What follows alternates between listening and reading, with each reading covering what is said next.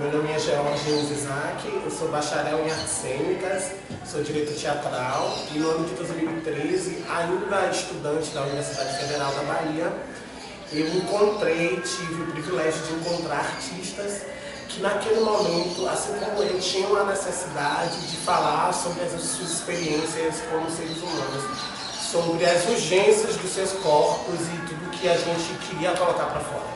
E em 2013, a gente fundou o Coletivo das Lilites, que é um coletivo que trabalha, sobretudo, falando sobre gênero e sexualidade e as questões de dissidências de gênero e sexualidade. Dentro desse coletivo, estou ocupando a função de encenador e de orientador do trabalho, porém a gente acredita em uma forma de fazer que é horizontalizada, então a gente vai, na medida do possível, diluindo essas questões hierárquicas de forma que cada um aqui contribua na mesma medida para que o produto fique pronto e que a prática do dia a dia aconteça. Meu nome é Omar Leone, mas as pessoas também me chamam como Vicky Soares. Eu também tenho o Coletivo das Lilites e não chega a ser um desdobramento do coletivo, mas saiu a partir dele, né? Influenciado muito forte por ele. É a banda que eu integro, que chama Kiki Os Amores Clandestinos, que também trabalha dissidências de gênero e sexualidade. No coletivo eu atuo como musicista, atriz, performer, coordenadora pedagógica, porque eu sou licenciada em teatro. E com o coletivo eu tenho aprendido muito a transitar entre a ideia do masculino e do feminino. Na verdade, eu tenho me encontrado muito mais no feminino do que no masculino. E seguindo juntas e juntos fazendo e acontecendo na Bahia. Meu nome é Gabriel Carneiro, eu sou músico e ator. Faço parte de uma banda junto com o Kiki e eu acabei me aproximando do Coletivo das Lilites em 2015 através de Kiki. Eu sou Ricardo Andrade, vim do interior da Bahia para estudar artes cênicas aqui na Universidade Federal da Bahia, fazer curso bacharelado em direção teatral, artes cênicas, direção teatral. Hoje faço licenciatura e no ano de 2013 eu encontrei com o Gel, com o Eider, Thiago, que não estão aqui, com o Heron, que também não pertence mais ao grupo, para fazer um processo de encenação de Gel, de formatura, que enquanto aluno de direção a gente tem como pré-requisito final elaborar um projeto de encenação e realizar esse processo. E o Gel queria falar sobre Lilith, sobre o mito de Lilith.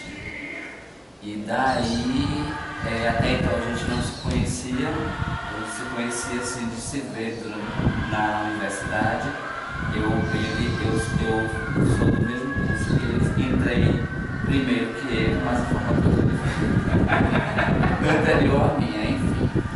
E nesse percurso a gente se conheceu. E a partir de falar do mito de Lilith, a partir dessa escolha e premissa que a gente escolheu em falar do mito, de falar desses personagens, dessas figuras à margens, eu me encontrei bastante em algo que eu também já trabalhava dentro da residência universitária, no grupo GGR, que era um grupo que trabalha justamente combatendo o preconceito dentro das residências universitárias. Eu moro na residência universitária da UFBA, e aí encontrei esse grupo, já tinha um personagem drag, e aí esse personagem meio que começou a fazer essa militância dentro do meio dali da universidade. E isso foi uma chave quando eu encontrei com o Gel e esse desejo de falar sobre o mito de Lilith, e encaixou bem com o que eu já estava fazendo dentro da casa das residências. Falar do Coletivo das Lilites, inicialmente, é uma coisa que a gente precisa situar. Por que Lilith? Eu sou LGBT e a grande maioria das pessoas que trabalham com a gente dentro do coletivo são LGBTs. Só que no meio do caminho da nossa trajetória, a gente começou a entender que fazer arte nessa cidade, que avançar no Brasil não é possível se a gente não agregar força com outras pessoas, independente das suas identidades de gênero. Então, hoje em dia, a gente trabalha com heterossexuais, a gente trabalha com transexuais, com travestis, ou com pessoas que estão em processo de transição de identidade. É um lugar, é um espaço, uma espécie de plataforma criativa, onde a gente agrega forças, sobretudo da comunidade LGBT, para artisticamente se posicionar politicamente sobre todas as repressões que a gente vive. Por que Lilith? Lilith na realidade, é um mito sumérico que fala sobre a existência de uma primeira mulher antes de Eva, que não se submeteu à posição submissa a Adão. Então, ela é revoltada com tudo aquilo, ela foge. Com essa fuga, ela é endemonizada, silenciada e cria o Eva. E aí eu acho que é aí que entra a grande chave do coletivo das Liliths. Lilith é como se fosse um grande arquétipo que representa todas as histórias e todas as pessoas que foram silenciadas, arrastadas para a margem de uma história principal. Como nós enquanto LGBT, naquele momento, chegamos a essa conclusão por estarmos, a grande maioria, pessoas negras dentro de uma universidade elitista, que passava e transferia para a gente um conhecimento europeu. A gente não conseguia se encaixar dentro daquela estrutura e acontecer a mesma coisa que acontecia com Lilith. A gente era colocado à margem. Quando nós tivemos a autonomia de criar um espetáculo com temática livre, pensei eu, não, vou utilizar Lilith como mola para a construção desse trabalho, que até então era só artístico, para tratar das nossas questões. Quando eu encontro o Ricardo, e Ricardo passa a entregar o coletivo, a gente começa a viver dentro da residência universitária da UFBA. E lá a gente começa a ter contato direto com o pessoal do GGR, que no momento chamava-se GGR, Grupo Gay das Residências, Residências Universitárias. Então esse grupo, formado por bichas predominantemente, eles começam a interagir com a gente no sentido de a gente ensaiava dentro da casa dessas bichas, a gente ensaiava dentro de um espaço coletivo, a gente ensaiava dentro de uma residência universitária e junto com isso a gente acabava vendo todas as limitações que não eram só estruturais, mas também sociais, partindo do princípio que era naquele momento uma residência masculina, com estudantes de medicina e engenharia que não entendiam o movimento das bichas do GGR, com as bichas do coletivo das Liliths, fazendo da fechação uma forma de expressão política. Então a gente abriu esse espaço, que era público federal, da residência, para que pessoas de fora pudessem vir assistir os nossos trabalhos. E sempre após cada trabalho, ao final de cada trabalho, a gente abria para debates públicos. E nesse debate a gente queria saber o que é que aquelas pessoas entendiam do que nós tínhamos mostrado. O que é que vocês mostravam? Eram espetáculos, eram experimentos que traziam todos os conflitos de nós, sabendo que falando por nós estaríamos falando de muitas outras pessoas que passaram pela mesma situação ou pelo mesmo caminho, trajetória que nós havíamos passado. Então, em 2013, dentro da universidade, ela é pontual nesse sentido no nosso trabalho, porque foi ela quem, além de dar referência para nós, de certa forma provocou que a gente se desconhecesse dentro daquela estrutura. E aí a gente se afasta da escola de teatro da Universidade Federal da Bahia e começa a ocupar a residência. E lá a gente começa a fazer uma arte que a gente chama de arte de guerrilha, que é uma arte que não tem financiamento público, nós não temos nenhum tipo de apoio financeiro do governo do Estado. Toda a nossa arte ela é feita e remunerada do nosso trabalho. Então a gente, quando abre para esses debates públicos, quando abre o trabalho para que outras pessoas vão assistir, a gente começa a constituir redes. E essas redes colaborativas, elas facilitam o andamento das nossas atividades. Então nós somos um coletivo artístico que trabalha com questões de dissidências de gênero e sexualidade, mas que fazemos, pelas necessidades da vida, parceria com outro coletivo artístico que fala sobre questões indígenas, um outro coletivo artístico que fala sobre questões da negritude, e nós três vamos nos ajudando, criando essa grande rede colaborativa de trabalhos artísticos. Dentro dessa rede de colaboração, a gente também traz para o conceito do trabalho a colaboração. Todo o trabalho ele parte da sala de ensaio, desse espaço aqui, quando os corpos se encontram e a gente começa a pesquisar sobre determinada temática. Então, de 2013 para cá, a gente montou um projeto chamado Trilogia da Nova Gênese, que é o momento que a gente entende aquele livro que a gente chama de Bíblia como um livro norteador para as nossas relações sociais. E dentro desse livro, institui-se, oficializa a heterossexualidade como padrão ideal de existência. Então, a gente entendeu que a gente primeiro precisaria ir lá na Gênese, remontar uma nova Gênese que contemplasse as nossas existências. Então, a gente passou os 3 primeiros anos remontando os 3 mitos principais da Bíblia. Lilith, que foi a esquecida, Adão, que é o homem ideal, e Eva, que é um pedaço de homem. E aí, depois que a gente finaliza essa trilogia, a gente entra em um ano que foi um ano que a gente mais colaborou e foi colaborado, que foi o ano de 2016, quando a gente começa a trocar com outros grupos artísticos da cidade e fomos convidados por um grupo para ocupar o Beco dos Artistas, que é um espaço que era marginalizado e que até então continua sendo marginalizado aqui no centro da cidade. No Beco dos Artistas, a gente foi convidado para apresentar em um bar. E todos os nossos trabalhos, eles tinham um caráter cênico, ou de galeria, ou de teatro.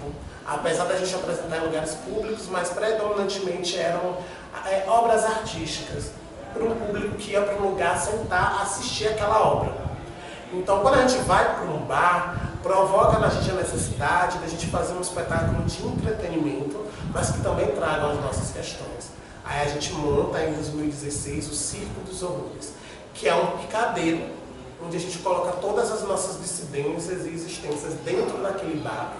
E a gente aproveita os nossos corpos para provocar o riso e, através do riso, a reflexão daqueles seres que também, quando estão ali, estão atuando politicamente. Fez o circo em 2016, em 2017 a gente estreia Chica, que é um espetáculo forte e potente, que fala sobre a presença de uma travesti negra no Brasil colônia. Todos esses trabalhos que eu citei são trabalhos que buscam um resgate histórico, para, através desse resgate, a gente fortalecer a existência do nosso povo, fortalecer a existência da nossa comunidade, fortalecer também esse sentimento de pertença, fortalecer essa ideia de comunidade, para que na realidade eu acho que é um desejo meu e eu acho que o coletivo também, as meninas me complementam em seguida, mas na realidade nosso grande desejo é que os trabalhos do coletivo das Liliths de alguma forma sirva como uma mola para que as LGBTs comecem a se unir, que a gente fique mais próxima, que a gente fique mais forte, porque aquela frasezinha que parece que juntas somos mais fortes, é verdade, porque a gente pega a nossa mala, bota embaixo do braço e vai Brasil afora, falando da gente.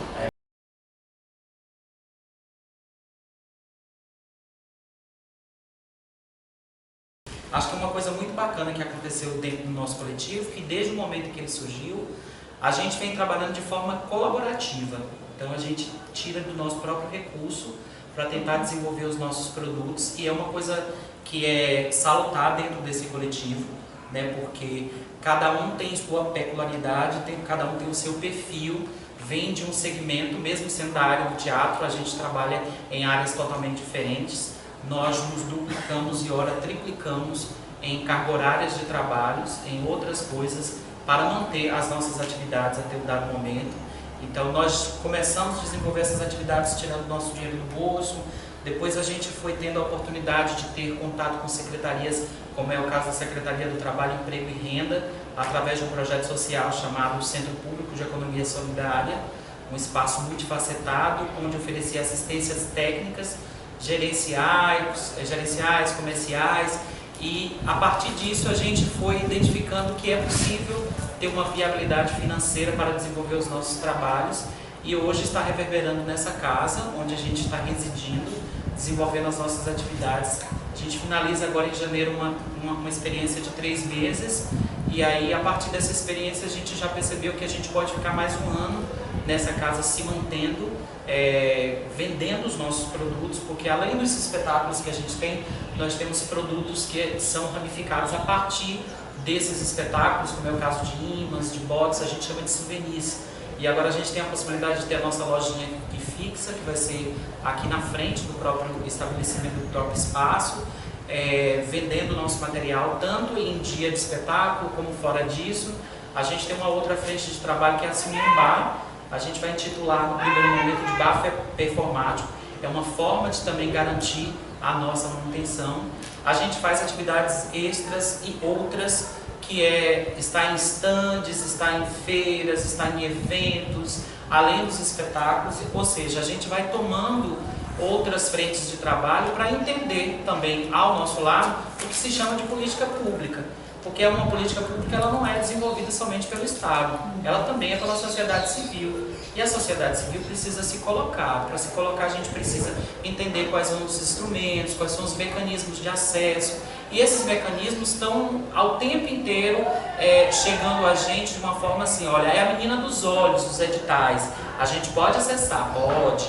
A gente sabe de que forma que a gente pode acessar ele, de que forma que a gente vai executar. Muitas vezes essa execução, ela dá uma dor de cabeça extrema para a gente, porque a gente acaba pagando muito mais do que aquilo que a gente recebe em troca. E fazendo uma promoção do próprio Estado, ou seja, a gente não pode mais ficar fazendo essa inversão.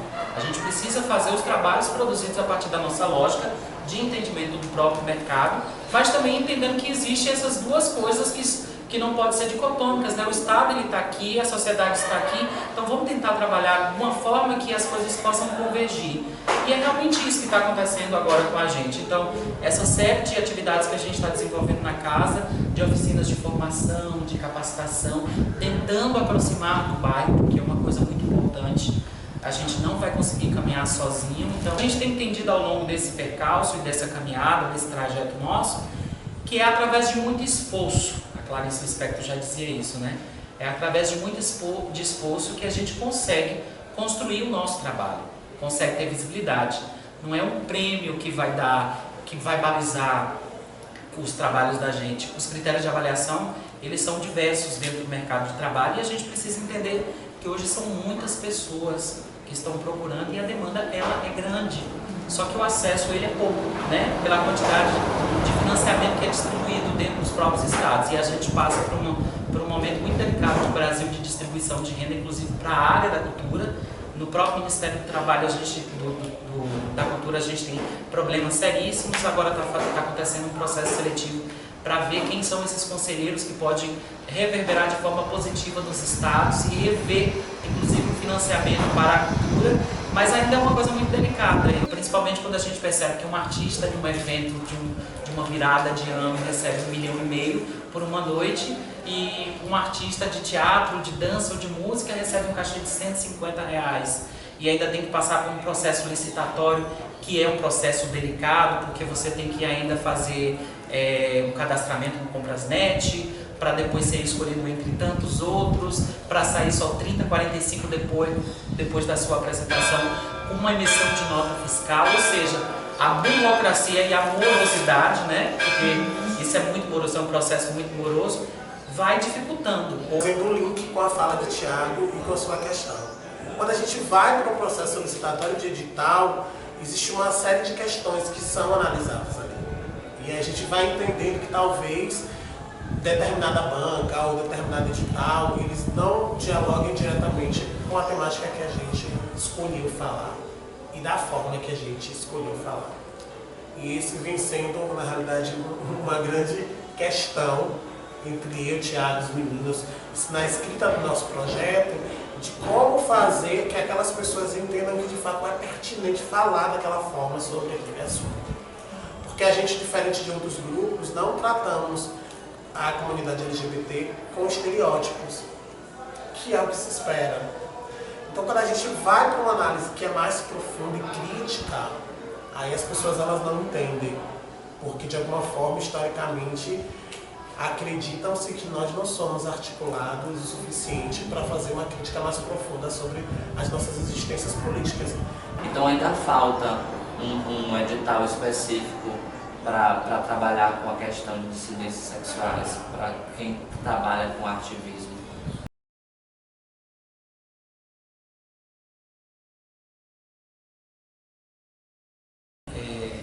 Escreve e submete cerca de 10 a 15 projetos por ano. Pois eu fui descobrir que o processo licitatório, em alguns editais, eles são feitos também através de outras empresas. O governo do estado tem feito isso nos 3 últimos anos, que é contratar uma empresa que participa de um processo licitatório que gasta-se muito, né? Gastou-se esse ano quase 5 bilhões para desenvolver um projeto em que não tinha nem 5 milhões para pagar os editais, mas tinha para chamar uma empresa licitatória, e essa empresa não dá um parecer para a gente. É o mínimo que ela precisa fazer, mesmo que você tenha um problema muito sério. Porque o que acontece? A gente está na capital, mesmo tendo os cursos de formação, de elaboração de projetos, de produção cultural, a gente tem percebido que essas informações elas têm ficado cada vez mais exclusas e restritas a algumas pessoas. Ou seja, tem coisas que a gente não sabe, como por exemplo, o governo do estado tem um banco que faz empréstimo para artista a 1%. A gente não sabe porque isso não é divulgado. A gente acabou de receber via Cefaz, né, lei de incentivo, através da Coelba, o valor de 12 milhões. Tem tantas outras coisas que vão acontecendo, e se você não procura, se você não tem um conhecido, se você não tem alguém que está lá dentro que sabe e que por um acaso solta porque não vai te soltar, as coisas não vão acontecendo. Isso é nosso, gente, porque a gente paga imposto, quer queira ou não, né? Tenho percebido que a gente precisa ter um lugar de resistência desse fazer nosso, que não é só resistir em estar aqui dentro e saber que a gente tem uma apresentação gratuita e que a gente não tem um retorno financeiro, nem de subvenção do Estado, nem de subvenção nossa, e a gente não tem um caixa. E a gente sai daqui ainda com a possibilidade de acontecer algum acidente com a gente.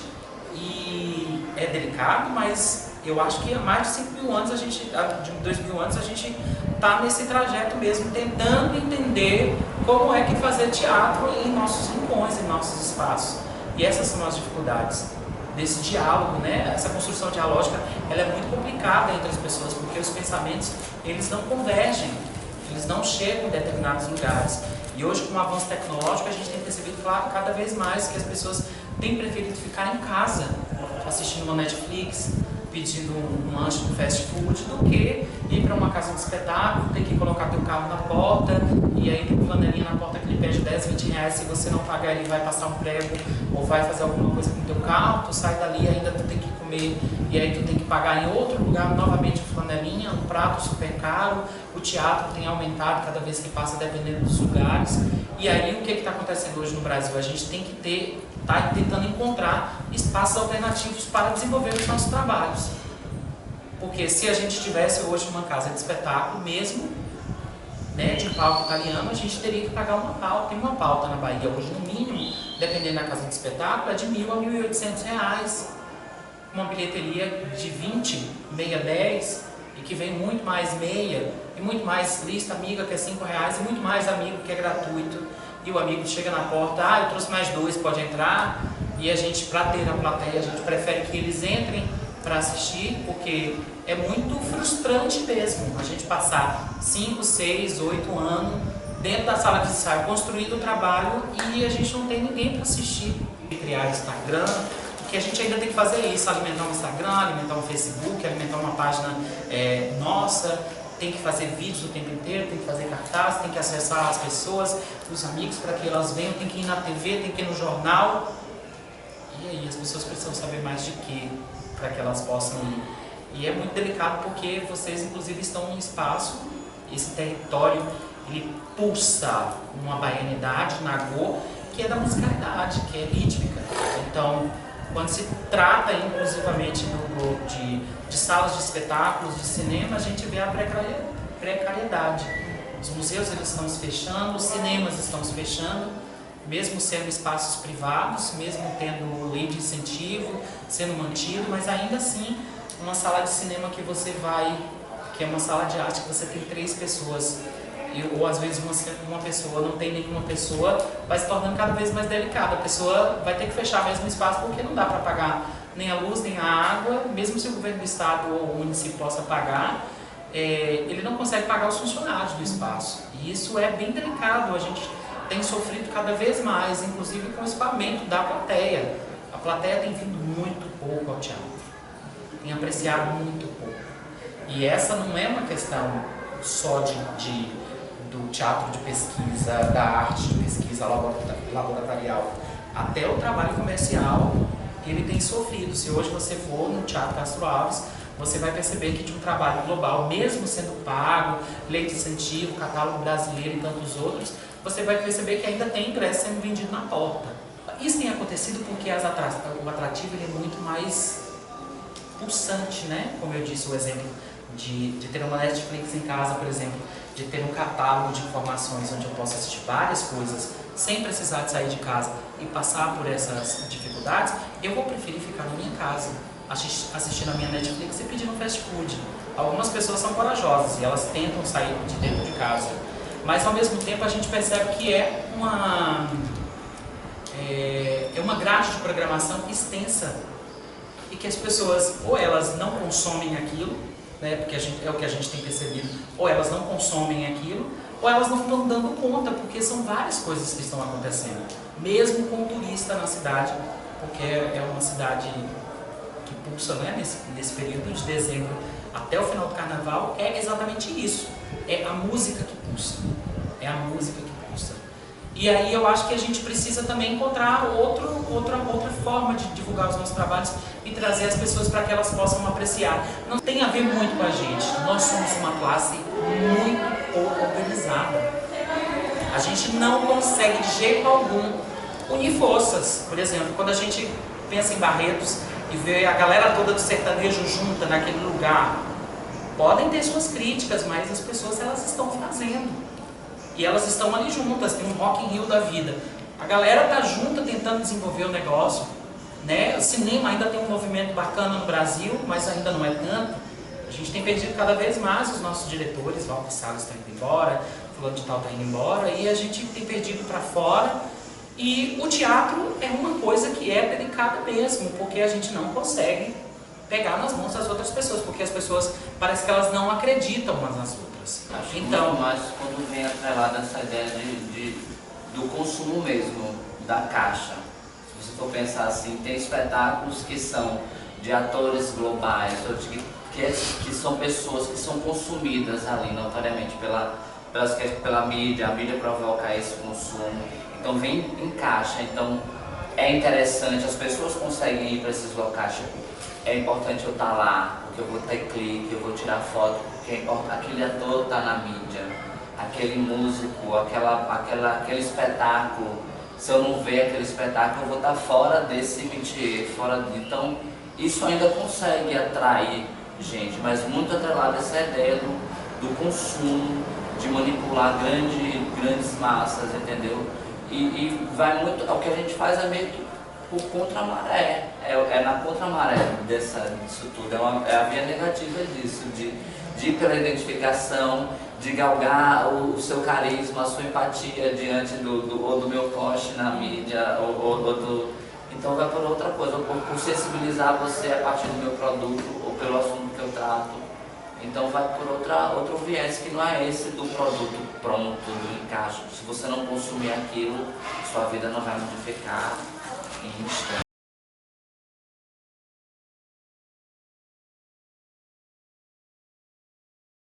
Mais rapidamente, recentemente estive em uma reunião, eu e a Kiki, junto com o pessoal do GAPA, estão assumindo um casarão artístico da diversidade. Essas pessoas, elas representam o Estado. A partir do momento que elas falam, eu entendo que é o Estado falando comigo. E a gente está num momento político que é muito arriscado, que é um momento é uma caça às bruxas. E nós somos as bruxas. Por que é que eu digo isso? Essas pessoas, naquele momento da reunião, chamavam a gente para fazer a seguinte proposta: apresentem no carnaval. Saiam de casa, separem o figurino de vocês, ensaiam, venham para cá, mas a gente não tem um centavo para dar para vocês. Essas pessoas eram LGBTs que representavam o Estado falando com a gente.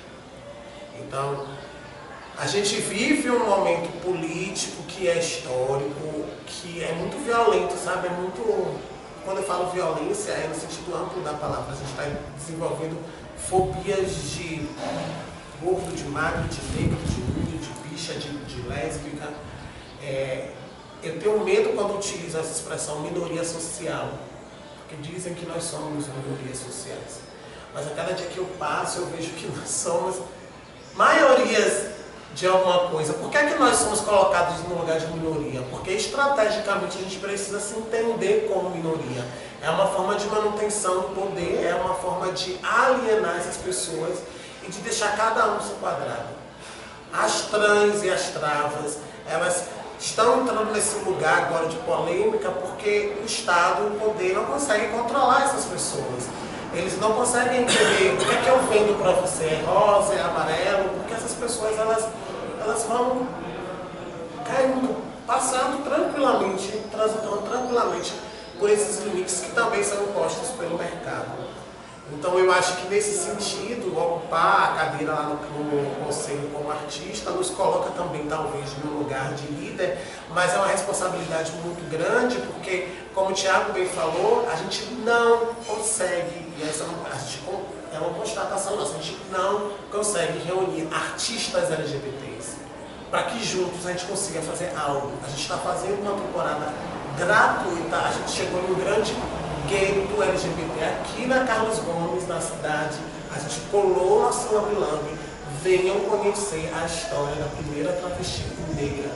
E ontem na plateia, que tivemos a casa lotada, a gente não tinha uma dessas artistas LGBTs aqui para pensar na criação de uma rede de trabalho, de enfrentamento.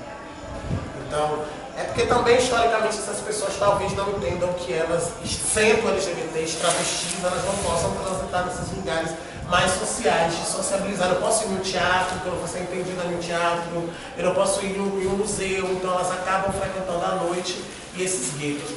Então, como liderança que integra o coletivo, o nosso grande desafio em 2018 é ser uma frente, é ser um coletivo de artistas que consiga aproximar essas pessoas para que a gente possa, de repente, criar uma rede de manutenção dos nossos direitos, de novas conquistas, de enfrentamento a algumas situações que esbarram no nosso dia a dia.